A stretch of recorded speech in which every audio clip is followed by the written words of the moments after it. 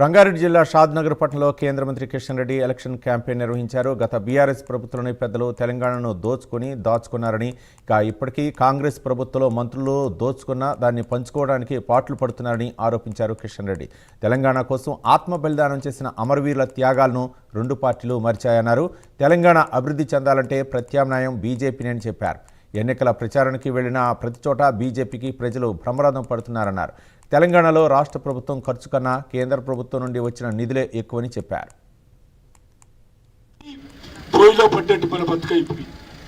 దుర్మార్గంగా ఈరోజు కాంగ్రెస్ పార్టీ పరిపాలన చేస్తూ ఉంది.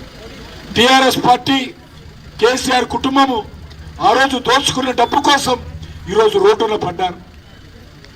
ఆ రోజు 10 సంవత్సరాలు తెలంగాణ దోచుకున్నటువంటి దోపిడీ చేసినటువంటి వేల కోట్ల రూపాయల కోసము ఈరోజు కేసీఆర్ కుటుంబము రోడ్డున పడి కొట్టుకుంటుంది. మరి ఈరోజు మనం చూస్తూ ఉన్నాం, కేసీఆర్ ఏ రకంగా ఉన్నారు, కేటీఆర్ ఏ రకంగా వ్యవహరిస్తున్నారు, హరీష్ రావు ఏ రకంగా వ్యవహరిస్తున్నారు, కవిత ఏ రకంగా వ్యవహరిస్తున్నాం చూస్తూ ఉన్నాం.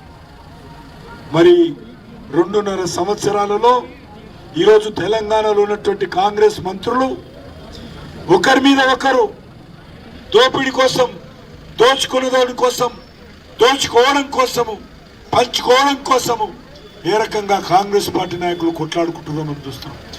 ఏ ఒక్కరికి తెలంగాణ అభివృద్ధి జరగాలని, ఏ ఒక్కరికి తెలంగాణ అమరవీరుల ఆకాంక్షలు నెరవేరాలని ఎవరికి లేదు.